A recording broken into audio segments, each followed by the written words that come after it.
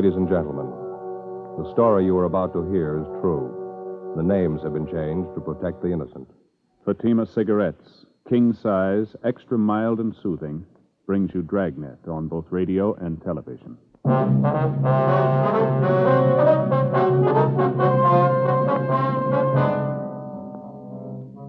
You're a detective sergeant. You're assigned to Homicide Division. You get a call that the body of a dead man has been found in a vacant lot. The man has been beaten to death. Your job, investigate. Friends, the name Fatima has always stood for quality. Fatimas are distinctive, with a truly different flavor and aroma. And in king-size Fatima, you get an extra mild and soothing smoke, plus the added protection of Fatima quality. Remember, in Fatima, the difference is quality. Because of its quality, its extra mildness, its better flavor and aroma, Fatima continues to grow in favor among king-size cigarette smokers everywhere. Switch to Fatima yourself today.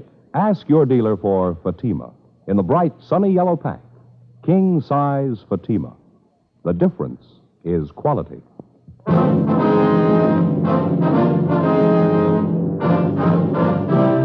Dragnet, the documented drama of an actual crime. For the next 30 minutes, in cooperation with the Los Angeles Police Department, you will travel step by step on the side of the law through an actual case transcribed from official police files. From beginning to end, from crime to punishment, Dragnet is the story of your police force in action. It was Wednesday, February 6th. It was cold in Los Angeles. We were working the day watch out of Homicide Division. My partner's Frank Smith. The boss is Captain Warman. My name's Friday. It was 10:14 a.m. when I got to room 42. Homicide. Frank? In here, Joe. Right.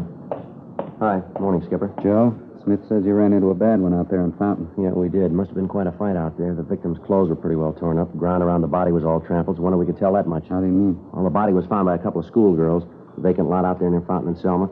Girls took a shortcut through the lot, and when they saw the body, they let out enough screams to get the whole neighborhood over there. Mother put in the call. By the time the radio unit got there, the neighbors had walked over the whole area. They got the people back right away, but most of the physical evidence, if there was any, had been trampled out. That helps. Any of those people see or hear anything? No, nothing. How was he killed? We found a big piece of concrete near the body, bloodstains on it. The crime lab's checking it now. Did they find anything else? No, they're still checking the scene. Lee's going to call. Crowd made such a mess out of the place. A lot of houses around there. Somebody must have heard something. Well, we talked to a young girl, lives a couple of doors down from the lot. Seems she and her boyfriend were coming home from the show. Said about 9:45, 10 o'clock, they noticed a car parked in front of the lot. Yeah. The girl said they noticed it right away. Afraid it might be some guys out to cause trouble. She told us that when she and her boyfriend walked by, they heard loud talking, men arguing. Mm-hmm. She able to describe the car? Just said it was a dark sedan, late model, 51 or 52. We checked the boyfriend. He told about the same story. He said he thought the car was a dark blue Ford. Mm. Well, anyway, the girl said she got scared and went right into the house. A few minutes later, they heard a car tear by. They looked up the street, and the parked car was gone. This was around 10 o'clock. Yeah, that's right. That might make it about the time of the killing. Well, we'll know better when the body's posted. The girl or her boyfriend able to describe the men? No soap, Skipper. All they could tell us was it looked like there were two men in the car. Said they couldn't get a good look at them. License number? No. The boy said he thought of taking it down, but he didn't. Tough break. Hanson and Cummings helped check the neighborhood. They didn't do any better. Seems like everybody in the vicinity was away for the evening. Anything from the coroner, Frank? Well, Hanson just brought this in. Guy's with all the stuff in his pockets. Yeah, let's take a look. Driver's license. Name's John Allen Iverson. Address been scratched. No, here it is on the back. Had it changed.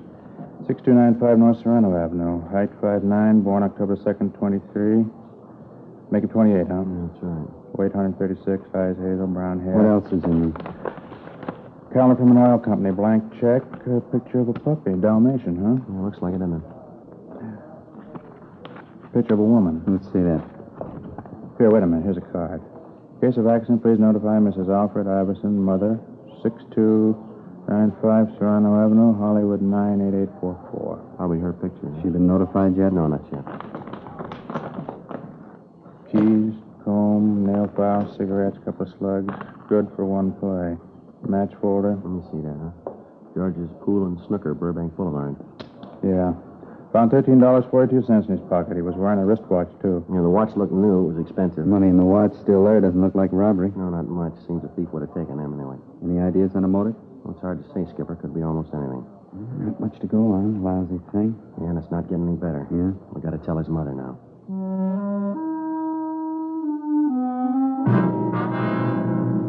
10:50 a.m. We called Lee Jones to see if he'd been able to come up with any new information. He told us that besides the piece of cement, his crew had been able to find little other physical evidence. Tests of the blood found on the concrete were not finished, but Lee said that it looked like the murder weapon. Although the ground around the body was fairly soft, the people in the neighborhood effectively obliterated any footprints that the killer might have left. We were faced with the old problem. The average citizen, in an attempt to be helpful, had unknowingly destroyed what physical evidence we might have found. We went by R&I and checked the name John Allen Iverson without result. 11:35 a.m. Frank and I signed out and drove to the address listed on Iverson's driver's license, 6295 North Serrano Avenue. It was a small frame cottage set well back on the lot. The yard was well kept, and as we climbed the front stairs, we could hear a dog barking in the rear of the house. We rang the bell, and a lady in her middle 60s answered the door. It was the woman in the picture that we'd found in Iverson's wallet. Yes? Mrs. Iverson? Yes? Police officers, ma'am. Like to talk to you if we could. Well, of course. Won't you come in? Thank you very much. You'll have to excuse the way I look. I was in the middle of baking. What was it you wanted, officer? Oh, I'm sorry, I don't remember your name. Joe Friday, ma'am. This is my partner, Frank Smith. How do? Is it about the dog barking at night? We've tried to keep him quiet. Alarm clocks, hot water bottles, everything. He's just a puppy, though, officers. He doesn't know. No, ma'am. It's not about the dog. It's about your boy. John? What's he done? Well, he's had an accident, Miss Iverson. An accident? John? Yes, ma'am. Serious? Yes, ma'am. It's pretty serious. You sure it's my boy? John Allen Iverson? Yes, ma'am. It's your boy. He's in the hospital. Is that it? No, ma'am. He's not in the hospital. Not in the hospital? He's dead? Yes, ma'am. I'm sorry. John Allen Iverson? You're sure? Yes, ma'am. We're sure. Oh, no. It can't be. I won't let it be. John, my baby. You've got to be wrong. No, I'm sorry, ma'am. John dead. Gone away from me. For always. Why does it have to be John? Why? It's always the same question, isn't it? Yeah. How do you answer it?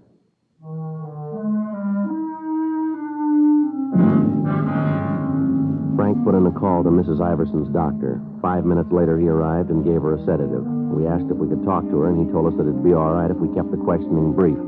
He explained that Mr. Iverson, John's father, had died 2 years before, and that his passing had hit Mrs. Iverson pretty hard. He said that it'd be a few minutes before the sedative took full effect and that we might talk to the woman until then. Frank and I walked into the bedroom. I hope you'll forgive me for crying. Yes, ma'am, we understand, Miss Iverson. There are a few questions we'd like to ask you. How did it happen? Auto accident? No, ma'am, he was murdered. Murdered? Why? Who did it? Have you caught him yet? No, not yet, ma'am. That's why we need your help. Anything I can do? Anything at all? John murdered. Doesn't seem possible. So hard to believe. Yes, ma'am. Was there anyone you might know of who didn't like your son? Someone who might have hated him enough to do this? No one. No one at all. John had a lot of friends. Wasn't anybody who didn't like him. Bright and cheery, always smiling. I'm sorry. Please, I want to help. Get this over with. Go ahead with the questions. Perfectly all right, ma'am. You like my handkerchief? Oh, thank you. Now, what was it you were asking? Could you tell us where your son worked? Airplane factory out in the valley. He was an inspector.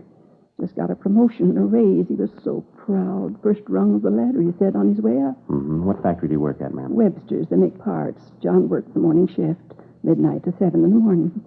Said there was a better chance for advancement on the morning shift. How about girls, ma'am? Anyone special your son saw quite a bit of? Oh, just Alice. Alice Johnson. Saw her quite a bit. He was going to see her last night. Had a date for 6:30. When did he leave the house, do you recall? Oh, 6:15 or so. Alice just lives a few doors down the street. John was going to take her to a championship match over in Burbank. Ma'am? Billiards. Oh. John loved to play billiards. Alice liked it, too. John always said that when he got married, he was going to have a table right in the house. Do you happen to remember where in Burbank this billiard match was going to be held? I'm not sure, but I think John said at George's place, right on Burbank Boulevard. Do you know if your son had a large amount of money with him when he left? Oh, he had his week's pay with him. He just cashed his check this afternoon, and then he gave me the $30 for the house. He had the rest of it. About how much would that be? Oh, maybe $40, $45. How about jewelry, ma'am? You carry any rings, anything like that? No, John didn't believe in wearing a ring. Said he'd do that when he got married. There was his watch. He had that. Wristwatch, ma'am? Yes, he always carried. He kept perfect time. Did your son have a car, Miss Iverson? Yes, a Ford, 1951 Ford. What color, do you know? Dark blue. Pretty car. He was so proud of it. I wonder if you'd have the license number of the car, ma'am. Yes, I think you'll find it with the phone book in the bureau. He kept all his papers there. I wonder if it'd be all right if we got it, ma'am. Yes, all right. Thank you.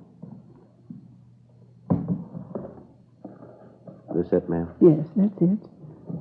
I still can't believe it. Yes, ma'am. It's going to be a hard thing to get used to, isn't it? Ma'am? Life without a son.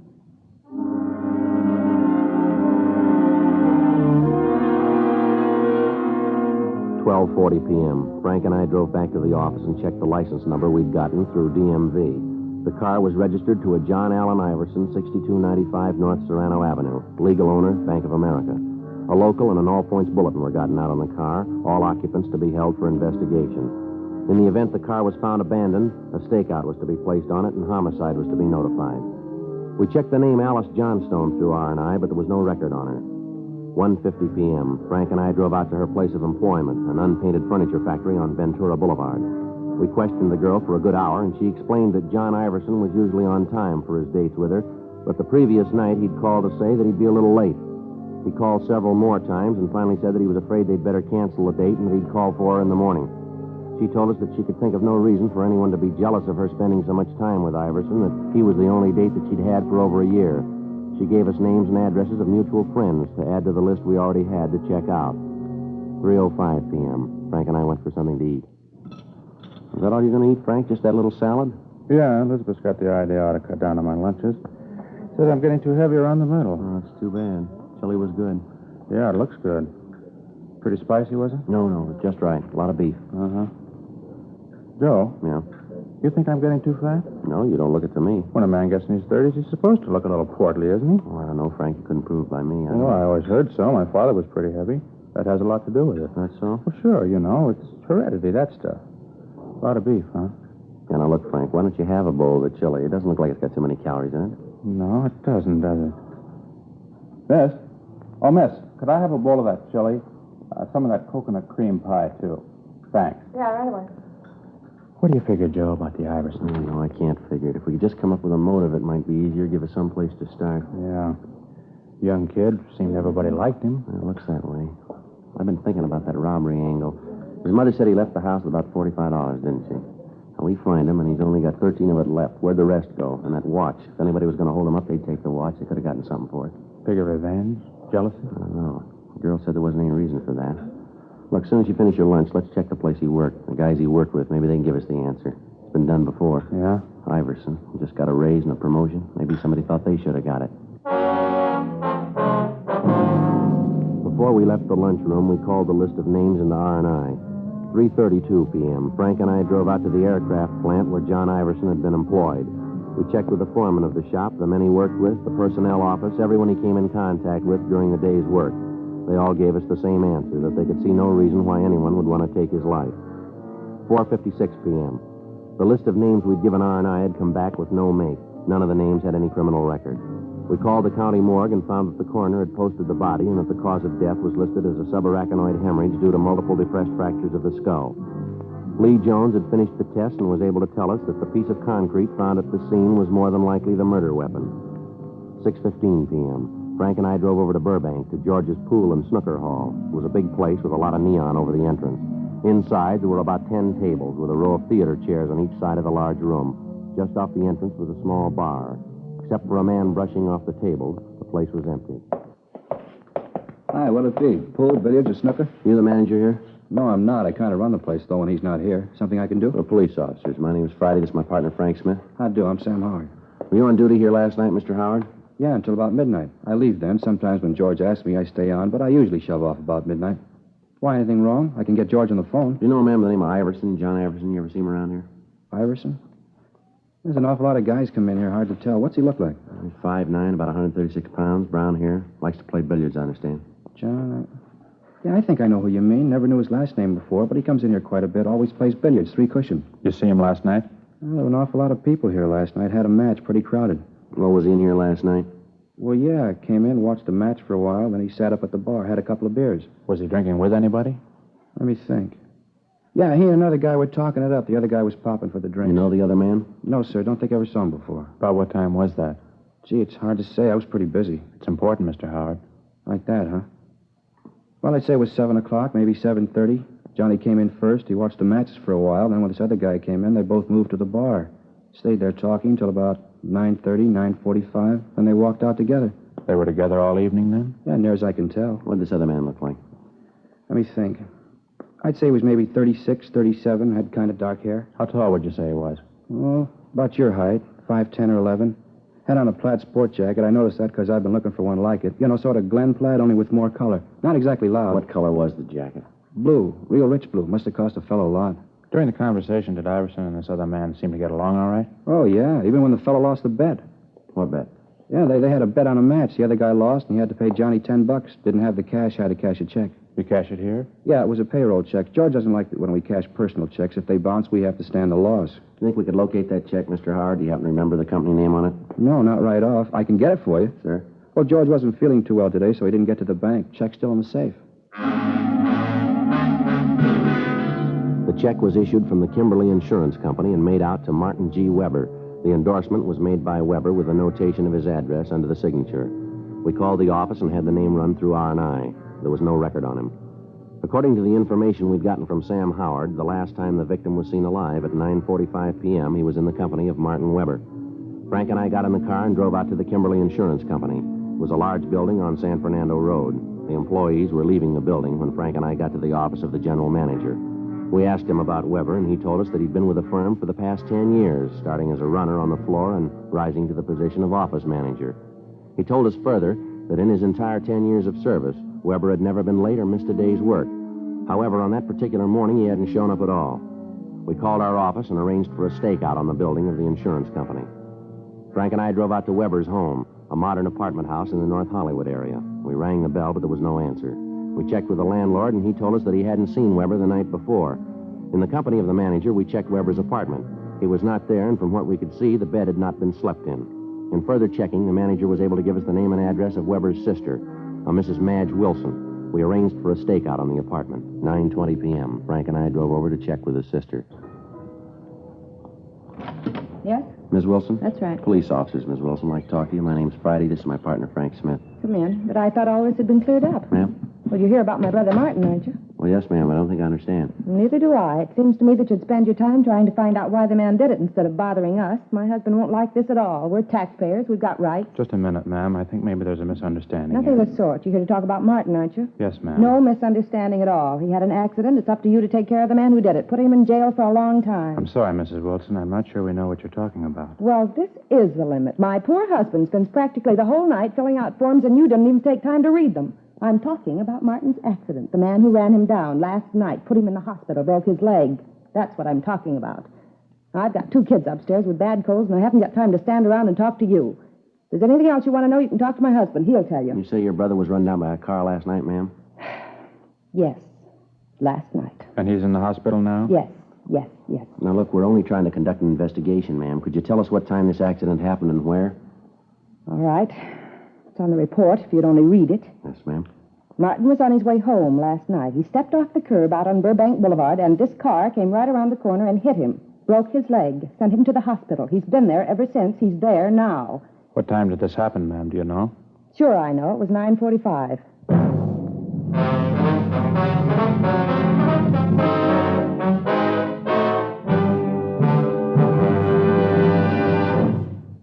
You are listening to Dragnet, authentic stories of your police force in action. Friends, the name Fatima has always stood for quality. Fatimas are distinctive, with a truly different flavor and aroma.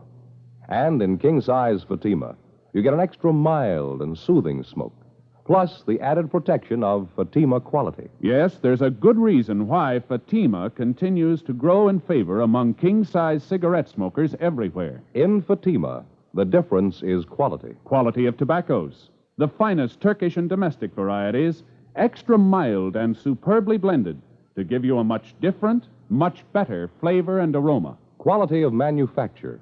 Smooth, round, perfect cigarettes. Rolled in the finest paper money can buy. Quality even to the appearance of the bright, sunny yellow pack. Carefully Fatima's rich, fresh, extra mild flavor. So next time, insist on Fatima quality. Look for the bright, sunny yellow pack. Smoke Fatima, the extra mild and soothing king-size cigarette, with the added protection of Fatima quality.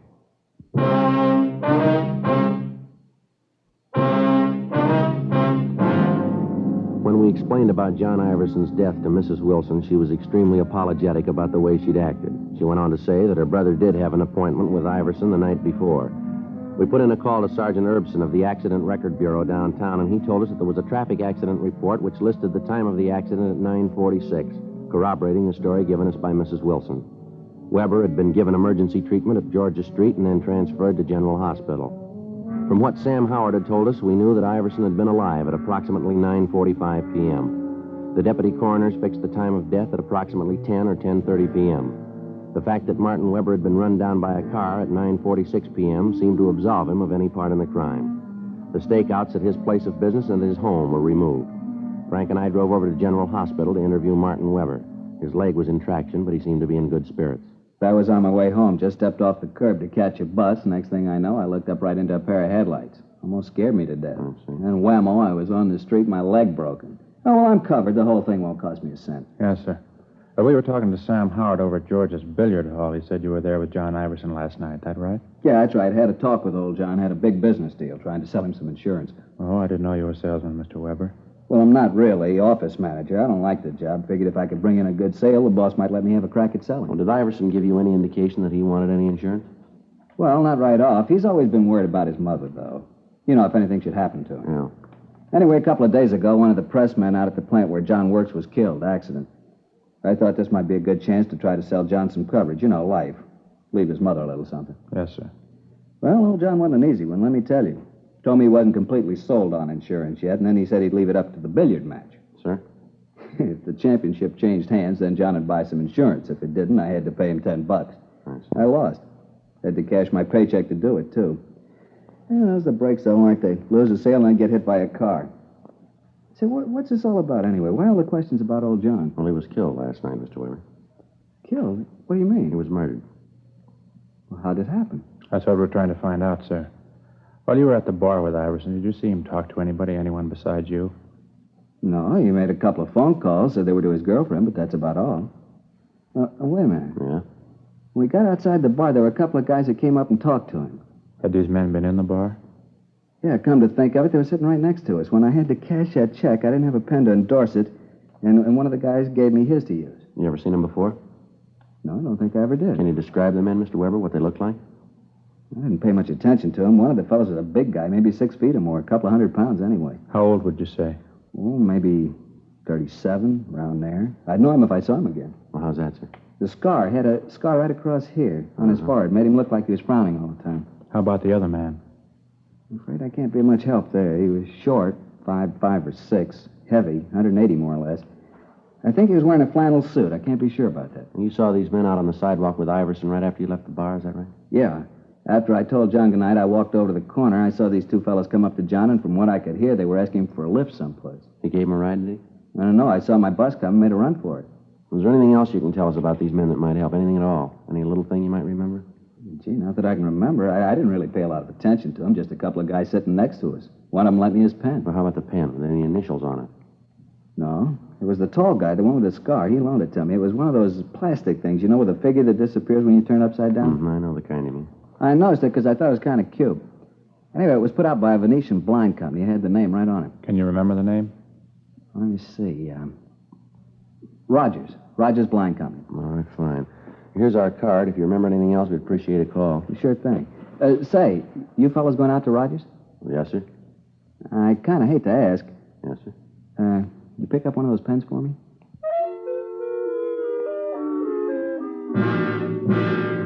11:35 p.m. We called the office, and they told us that Iverson's car had been found abandoned up on Wonderland Drive in Laurel Canyon. It was taken to the police garage and impounded. The crime lab had gone over the car for fingerprints, and in eliminating the prints of the people known to have been in the car and friends of Iverson, they'd come up with one unidentified print. As remote as it was, the lead about the pen had to be checked out. We called the Rogers Blind Company, and the night watchman gave us the home phone number of the personnel manager. We called him, and he agreed to meet us at the plant. We gave him the description of the man who had talked to Iverson outside of the bar, and he was able to identify him as a Peter Standish, a former salesman with the company. He recognized Standish from the description of the scar, but he was unable to tell us the name of the other man. The personnel manager furnished us with Standish's last known address, but he'd moved and left no forwarding address. Frank and I went back to the office and ran the name through R&I. Standish had a record of 2 arrests on suspicion of 211 PC, one of them only a month before. Sergeants Hanson and Cummings drove out to the General Hospital to show a mug shot of Standish to Martin Weber. He positively identified the suspect as the man he'd seen talking to Iverson on the night of the murder. We checked with Dean Bergman and Leighton Prince. The fingerprint found in the car matched perfectly with the prints of Standish. Frank and I drove out to the last address in the suspect's arrest report. The manager of the apartment told us that he'd gone out a few minutes before.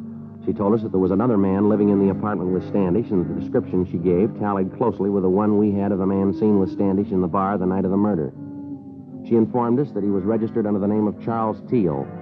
In the company of the manager, we made a search of the suspect's apartment, but we found nothing. We asked the manager not to give any indication that we were in the apartment, and she agreed to cooperate. We settled down to wait. An hour went by, an hour and a half, 2 hours. Yes. Well, I'm getting tired of it, Teal. Every night the same thing, dragging you out of some crummy bar. You don't knock it off, I'm going to get myself another boy. Not only that, but I'm getting sick of... Let's hold it right there, Cops, Steve. lousy. Watch it, Frank. All right, hold it, mister. Hold still. Fuzz, crummy fuzz. I had to walk right into it. How's the other one, Frank? He's out. Want to shake him down? Yeah. What do you want with me, cop? I done nothing. You got nothing to hold me for? He's clean, Joe. So's the other one. We got plenty, Standish. Let's go. What? What you got on me? Murder, mister. Murder me? You're crazy. You're off your rocker. Yeah, sure. All right, Frank? I'm getting him up. Come on, boy. I told you, Standish. I told you they'd get us. Shut up, you little... All right, let's hold it right there, mister. Don't make any more problems. It was here. him. He did it. I didn't want to. It was his idea. I'll tell you all about it. Should have known not to trust you, Teal. Look what you got me into. We only wanted his money. He wouldn't give it to us. Standish kept trying to hit him with that piece of cement. I tried to make him stop. You didn't try to stop me splitting the dough. You got more than half. Don't worry about it. What do you mean? We'll split this one even.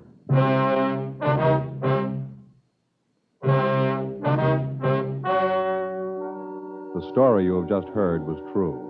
The names were changed to protect the innocent. On June 4th, trial was held in Superior Court, Department 86, City and County of Los Angeles, State of California. In a moment, the results of that trial.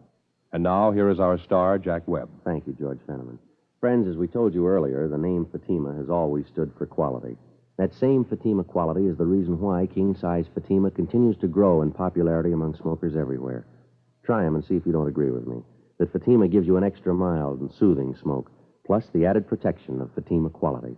Next time you buy cigarettes, look for the bright sunny yellow pack and ask for king-size Fatima.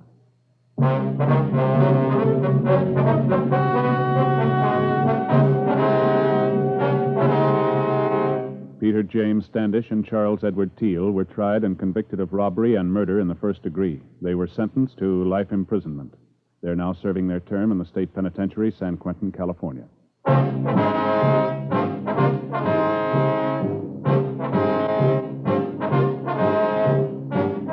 You have just heard Dragnet, a series of authentic cases from official files. Technical advice comes from the Office of Chief of Police W.H. Parker, Los Angeles Police Department. Technical advisors Captain Jack Donahoe, Sergeant Marty Wynn, Sergeant Vance Brasher. Heard tonight were Ken Patterson, Gwen Delano, Jack Crucian. Script by John Robinson. Music by Walter Schumann. Hal Gibney speaking. King Size Fatima has brought you Dragnet, transcribed from Los Angeles.